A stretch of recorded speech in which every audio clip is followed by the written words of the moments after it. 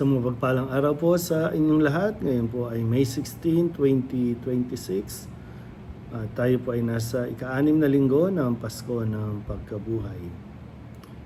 Ating pong unang pagbasa at pagninilay sa araw na ito ay hinango mula sa mga gawa ng mga apostol, chapter 18, verse 23 to 28. Matapos tumigil sa Antioquia ng kaunting panahon, si Pablo'y muling naglakbay. Ginaygay niya ang mga bayan sa lupain ng Galacia at Phrygia at pinatatag sa pananampalataya ang mga alagad.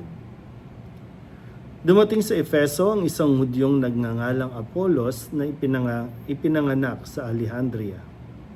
Mahusay siyang magtalumpati at maraming alam na banal na kasulatan. Naturuan siya tungkol sa daan ng Panginoon at masigasig na nangangaral at nagtuturo ng wasto tungkol kay Jesus. Ngunit ang binyag na nalalaman niya ay ang binyag ni Juan. Siya'y walang takot na nagsalita sa sinagoga ng mga Hudyo. Narinig ng mag-asawang Aquila at Priscilla ang pagpapaliwanag ni Apolos, kaya't isinama nila ito sa bahay nila at dooy ipinaliwanag na mabuti ang mga bagay na hindi pa niya alam tungkol sa daan ng Diyos. At nang ipasya niyang tumawid sa Akaya, pinalakas ng mga kapatid ang kanyang loob. Sumulat sila sa mga kapatid doon na malugod nilang tanggapin si Apolos. Pagdating doon, malaki ang naitulong niya sa mga nananampalataya sa pamamagitan ng kagandahang loob ng Diyos, sapagkat walang magawa sa kanya ang mga Hudyo. Sa hayagang pagtatalo at mula sa mga kasulatan ay pinatunayan niyang si Jesus ang Kristo. Ang salita ng Diyos. Muli po, isang mapagpalang araw sa inyo pong lahat. Sabado na naman at uling araw para sa ating linggo. At mamayang gabi o bukas ay ipagdiriwang na natin ang pag-akyat ni Jesus sa langit. Sa ngayon, ay ituon natin muna ang ating mga isipan sa ating pong unang pagbasa at kung ano ang magandang mapulot natin, no? Lalo pa na mai-apply nawa natin, no, sa kasalukuyang sitwasyon, no, ng ating lipunan.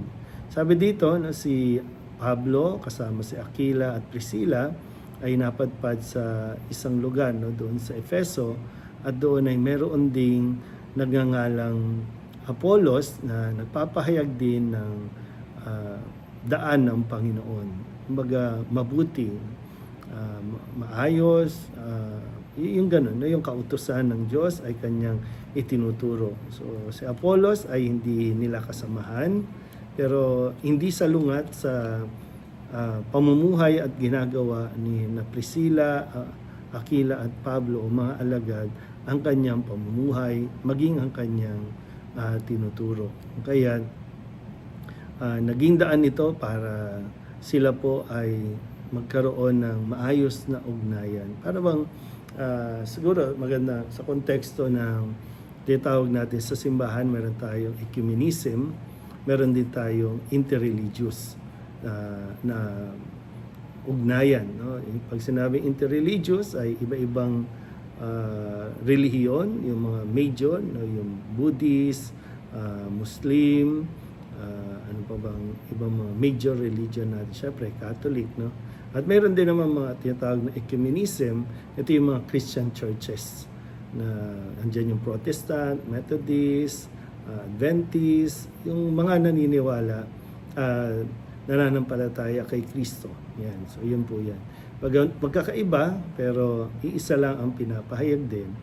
At hindi ito dapat maging daan ng pagkakahiwa-hiwalay, ng pagkakanya-kanya o pagmamagalingan. Kasi kapag ganyan na ang religion mo, ganyan na ang sekta mo na mahilig lang makipag-debate, makipagmagalingan, baka magandang mapagnirayan kung nasa tama ka bang komunidad, nadadala ka ba ng iyong relihiyon patungo sa pagiging mabuting tao, yung pakikipagkapwa, Yung turo ba ng Diyos na magmahalan kayo, ibigin ang kaaway, ay nandoon ba yan? No?